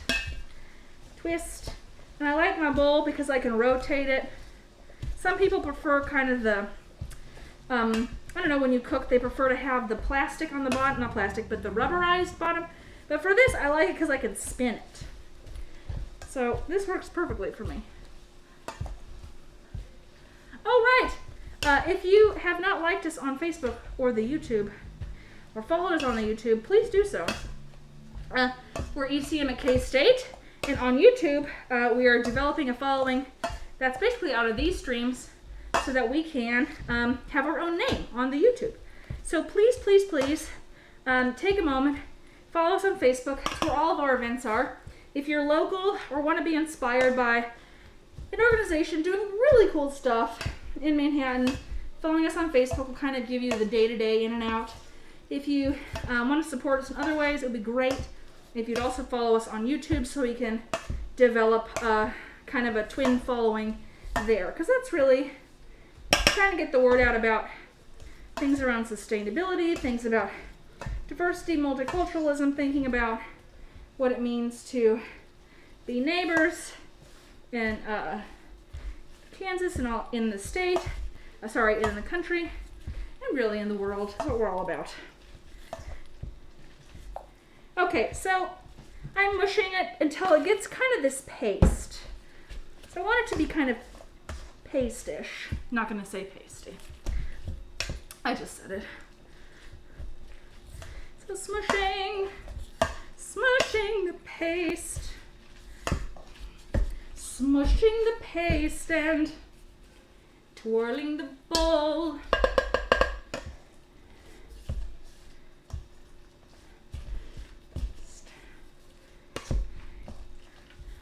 If you're just tuned in, someone asked me at the beginning, I think it was Javi, I don't remember now, just seeing these are a few of my favorite things, using my favorite things, and I have chosen to sing about the food. So that's what we're doing. Still mixing it, and again, it doesn't have to be everything is perfectly mushed. I just don't want to see any big beans. I don't want big beans in my food. Don't want them at all. Okay, I feel like that's pretty mushed. Doop, doop. Whew, that was team cooking. It's a workout sometimes. So we're going to take a little bit of our mixture. A little bit, I mean approximately half. I'm just going to measure it with my eyes. That's about right. Into here to get those yummy flavors. I'm going to add a can of this diced fire roasted tomato. That feels like a delicious decision. Probably not going to use all of it. Just use some. Then I'm going to use tomato sauce. This is important because it gives us that, kind of pulls it all together. Makes it stick inside of our casing. Bloop, bloop, bloop. I think we have, I'm going to check and see if there's any other, I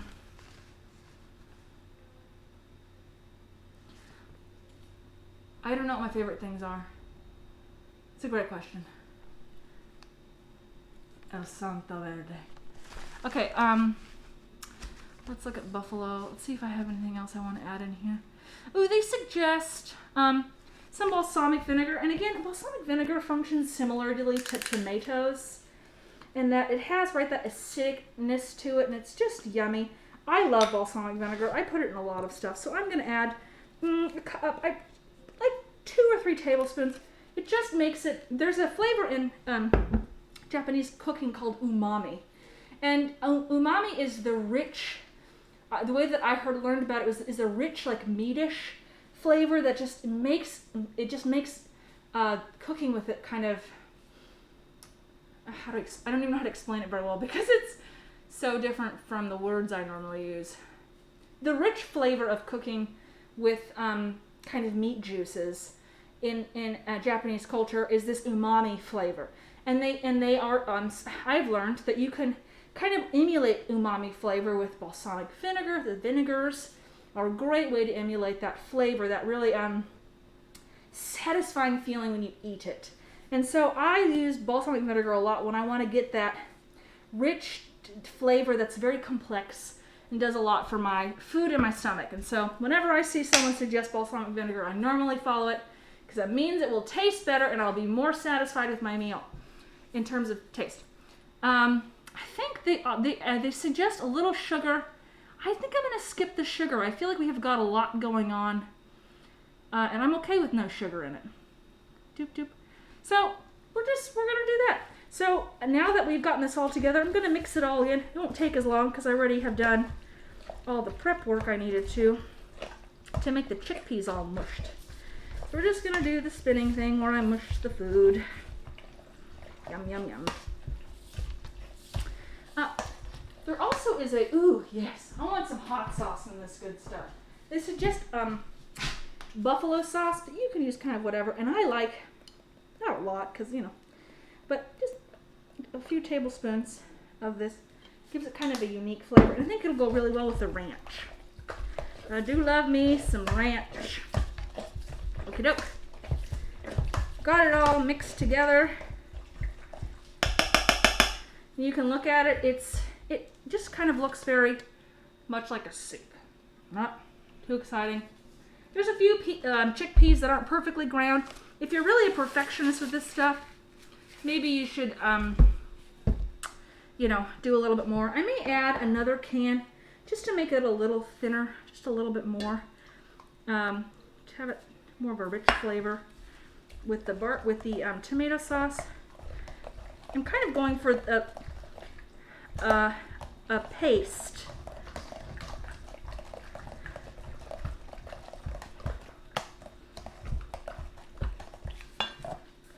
Paste look to it. And I'm gonna use this for the rice. So we're just gonna stop. We're gonna use that for the rice. Okay. So we've got our taquito center, and I think we're good. I think we're finished with that. I'm gonna put these over here so I don't feel like I've forgotten something. I hate forgetting things. Then it doesn't taste like I expect it to. Got our oven going.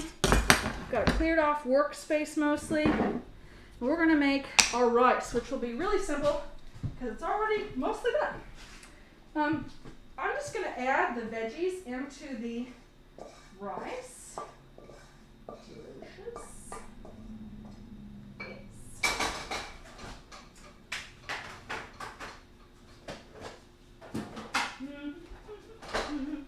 Oh no, I'm in a mess. Don't anyone look. You can't even see, huh?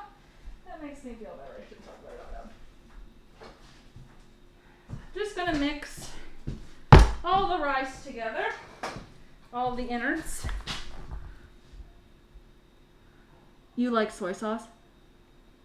Oh, I need to say the things that I like.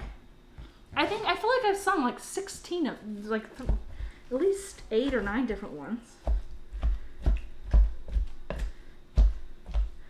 I don't know. When people ask me favorites, I have a hard time answering that question. Okay. Good question, David. I'll think about it. Soy sauce. Ha! Yes! Harvey, soy sauce is umami. That's exactly right. That's exactly right. Has that same property. Excellent. Excellent. And I think coconut aminos, right? Some of those other alternatives do similar things. They're great. Okay, what else am I missing? Oh, you were offering to record them. So the song go. Da, da, da, da, da, da, da, da, da. Ba, ba, ba, ba, ba, ba, ba, ba, ba. Okay, so I mix this. I'm just gonna add the other tomato sauce to the Spanish rice. Just gonna add the other 2 cans here. Again, really simple, and it pulls it all together, so I don't have to do a lot of thinking. I can just kind of get the stuff that I know is gonna taste good, put it in, and it'll taste good with the other stuff. We're gonna have a lot of rice. Hope you're hungry, everyone. Rice for weeks. We're just gonna mix it up, and this is it, folks. This is it. And if you're wanting to add a protein, you're like, I just want to make Spanish rice, you can add some of this chickpea stuff to this. Done. You've done protein. What's great about this taquito recipe, I've used it a lot. If I don't have chickpeas, I can use black beans. I can mix black beans and pinto beans. Basically, whatever protein you have that kind of mushes, you can make those the center of the taquitos. So that's what makes it so versatile. And I love that. I love versatile because I don't have to think. I do it one time. I remember how I do it, or well enough that I can repeat it, and then I can mix it up. And I think variation's really fun because I like experimenting. I'm just gonna get all the way to the edges. Voila! If I was a chef, I'd put some green on top, like a little sprinkle of something greenish, and we're done. Yep, we've got the rice. That's super easy. And it'll last a long time.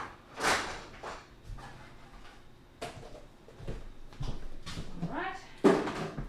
So grateful. David normally does the dishes, so after all this is done, so many folks have to work to make this happen on a regular basis. And not just our live stream, but over the years, ECM has been doing this, I think for almost 10 years now, where we get together around food, we cook, we clean up. It's a huge investment of labor, and it's a labor of love. So I think whenever I'm really mindful of when I go to meals that either community organizations or churches or groups that I'm with put on, it just takes a lot of effort and a lot of people committing to do something. So I'm so thankful for our team here and for the folks that have come before that make this possible. I mean, this isn't happening just because of our group. It's happening because it's been going on for a decade before us, people that care and have been working on making sure folks have access to yummy food on Fridays. And that's just really exciting. Really exciting. It's an exciting thing to be a part of a team with such history. Just wanted to name that.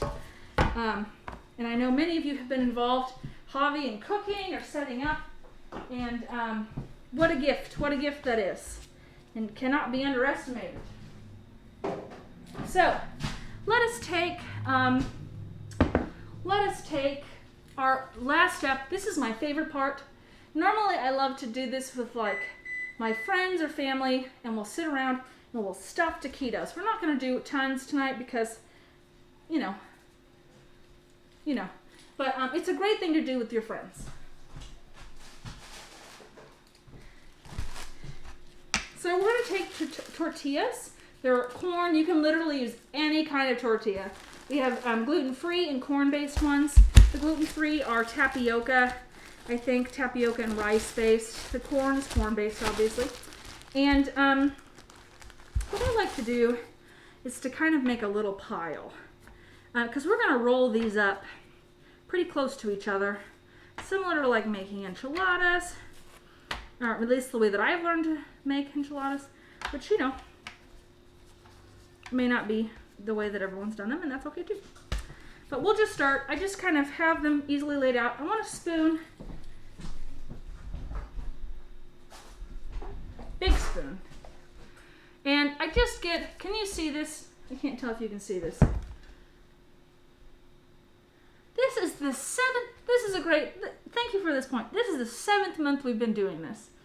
So, what an adventure. What an adventure of culinary cuisine and mental acumen. What a gift. Okay, so I don't want it to be super stuffed. Similar to other things when you're cooking with tortillas, you want it to kind of go in the middle, and you don't want it to be a lot, or it won't wrap. And so we're really making something that has a lot of tortilla on it, you know. I mean, there's a lot going. The tortilla does a lot of the work. It holds it in place and wraps it up. So these can go pretty far. If you're trying to make an appetizer or a meal for folks, they're kind of labor intensive because you're having to individually wrap things, but in terms of ingredients and cost, not too expensive. And they taste delicious. So we're just gonna doop. I also eat, they're really good frozen. I freeze these and I can eat them months later. And so when I'm just like on a run and I have no time, which is all the time, I have my taquitos and I love that. Oh, you know what we should do? We'll do it later. So they're really easy. You're just wrapping them and then you're gonna have them kind of snuggled, kind of a snuggly pan of taquitos.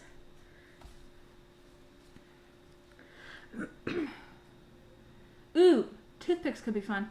I actually don't think I'm going to need toothpicks. I never have used toothpicks.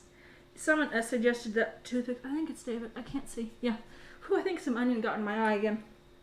But if you have a trick that you use to keep things together because you're concerned, totally fine.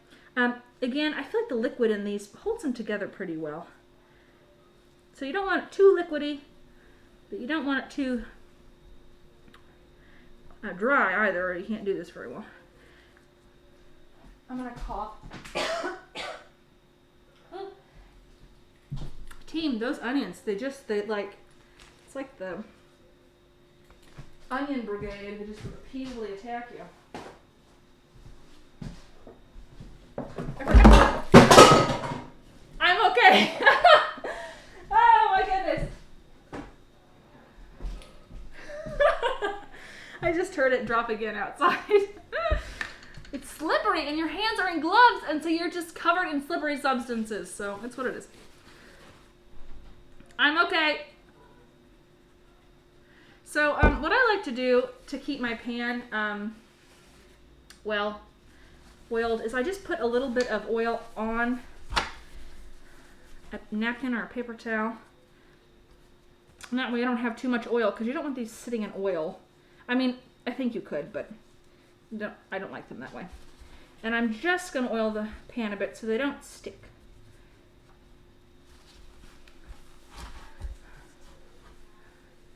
Doop, doop, doop, doop, doop. Okay.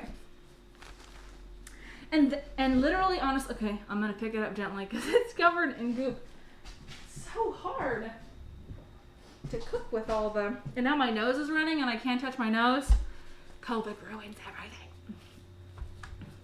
So I'm just gonna make rows of these taquitos until I'm done. I'm not going to do this forever, but I thought maybe we could check in and see how everyone's doing. How are folks? Is everyone, I don't even know, I can't even tell how people are watching. This is how much I know about all this. How are we doing? How's the spirit? What's keeping you going? I'd love that. Oh, hobby's good. Yeah, the freezer thing, it's clutch. It's clutch. Because they're yummy, and then you can just have a sauce. I love, I'm a sauce person, so hear me speaking from that angle. I love just having it where I can, like, I don't know, like I have a dipping sauce I really like or something, or a salsa, or avocado, like, and I can just cut it up and make into a little guac and have these to go, and they're great. I'm obsessed with them. I tell everyone about this recipe, so I'm sure David and Amelia and Claire and Andrea and Regina are sick of hearing me talk about taquitos. Okay.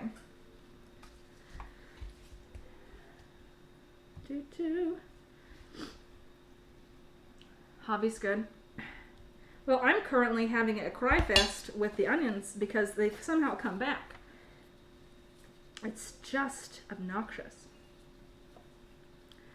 Like I said, I'm just going to keep doing this. And you can push them pretty close. You'll see they kind of spread out. You can just kind of get them up there. And you can, this whole pan will fill it up and cook them. Or bake them in the oven for like probably 8 to 10 minutes. Sometimes if they don't cook, every oven's a little different, so you have to check in your oven. But I would do 8 minutes, 10 minutes. And if they're not crispy that you want, you either can leave them in a little longer or you can turn them. You can kind of flip them a little. Now you have to get your hands in there to do that. So, be careful. But you can flip them and then brown or make the other side golden. Delicious. And again, I like mine crunchy, but everyone has a different preference. Just microwave them after you've de-thawed them too. And super easy.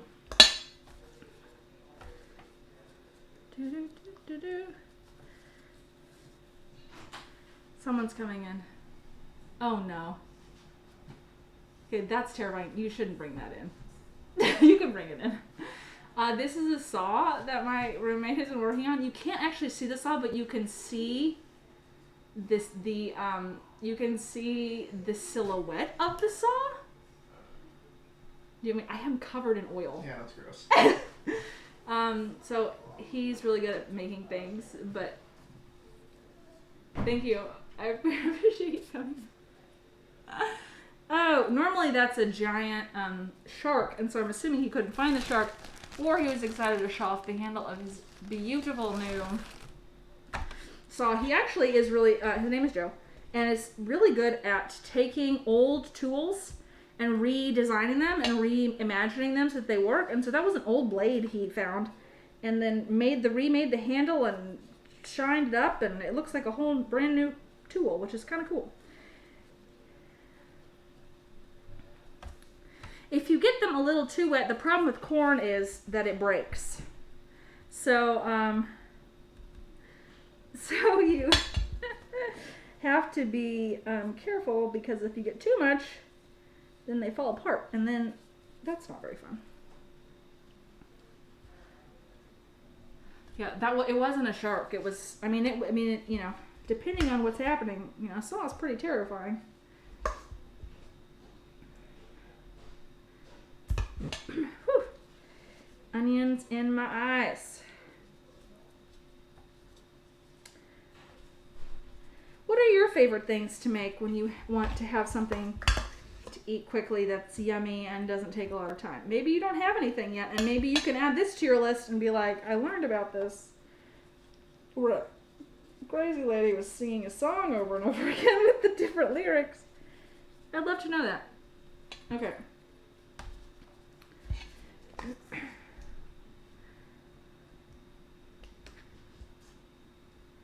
So like I said, we're just going to put this in the oven for 8 to 10 minutes. If they kind of get a little, the golden brown color that I want them to get, we'll stop, we'll put it in another pan. If they don't do that, then I'll put them in for a few more minutes. And if I can, I will turn them if they're dark, if they've browned enough so that I can, and you'll see, I'm not doing this with any kind of, just simple. Doesn't have to be perfect. If they don't do that, then I will, if they don't brown in the oven like I want, then I'll just put them in a couple more minutes. So it's kind of trial and error on the type of oven you have, but generally 8-10 minutes should be fine.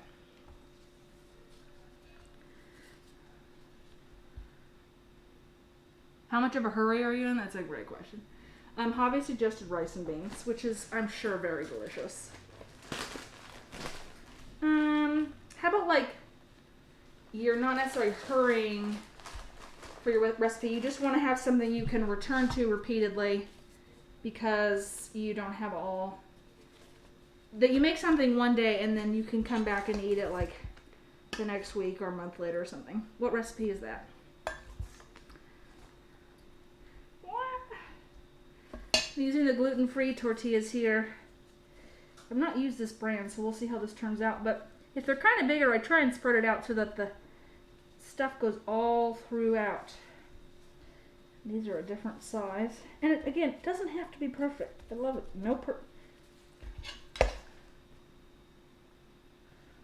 They stay good for weeks, and it's super easy to add things to keep them fresh. Oh, beans. I was like, what are you talking about? Yeah, beans. It's so good. Such a good recipe. I love that stuff. That's the stuff that wakes us up in the morning, you know? Speaking of, I asked this earlier, then I forgot. What's getting you up during the day? Like, how are we, what is inspiring you to wake up? Because sometimes I think, gosh, today's going to be a harder day to wake up than other days just because of all the stuff I've been up to. What keeps you, what's been keeping you all feeling like having that meaning and purpose when you're waking up? That feels like a good question. Maybe you don't have an answer for that, but I like to think about those things. What's keeping me going today or tomorrow or this month? Because I feel like especially during COVID, it's good to be attentive to that, or you can kind of get into a bit of a rut. So you can imagine while you're doing this, right? People sitting around, stuffing yummy tortillas with yummy filling. A lot of fun. Just a good time.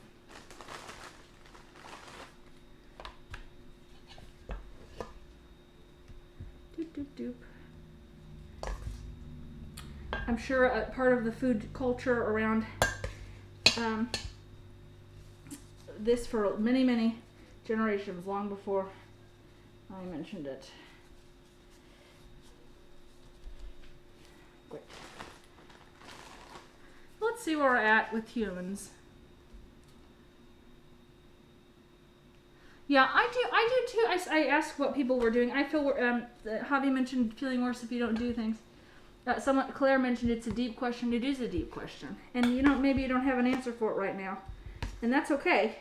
But it is. I like that. It is good to. Some of us need to do things or think about what we're doing. That's a good thing to think about.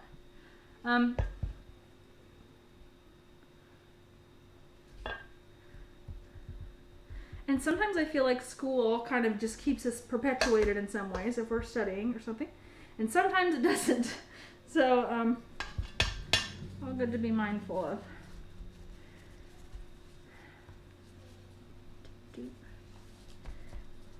I'm just going to keep doing this, but you don't need to watch me while I fill a pan up of taquitos. Thank you so much for being a part of our stream today. And thank you so much. You can kind of see where I'm going. I'm almost done. I'm so close. I'm going to put them in the oven and have some yummy food. Just a reminder, oven's on 425. I'm going to pop these in 8 to 10 minutes. See what they look like. If the oven doesn't cook the same way that mine does at home, I'll add a few more minutes. But I'll just keep watching them. I want them to get yummy and crispy and browned. And then I'll flip them over if I want the other side to look the same. And sometimes I do and sometimes I don't. It depends on depends on what's going on. But if you would like to eat some of this tomorrow, if you're in Manhattan, feel free to let us know. Drop a little note in our chat box. We'd be happy to figure that out. If you can't come and need someone to deliver the food, we also can deliver stuff to you. Normally we start serving around noon. We go to around 1. So looking forward to the time when we can all gather in a room together. Goodness gracious. It feels like forever. David mentioned 7 months. 6 months or something. I'm sure we're at that threshold. So I look forward to returning to a time when we can gather as community at tables. Thank you for all that you're all doing. Sometimes we don't hear thank you enough. Getting up, getting around, trying to figure out our mission for the day or just how to rest and take care of yourself. That is something that is quite an accomplishment in this moment in time. So thank you for pursuing those things for yourself. We look forward to seeing you next Thursday, hopefully around 6:30, hoping that our equipment works a little better next time. But if it doesn't, that's all right. We'll still be here figuring out how to cook together, and we'll talk to you soon.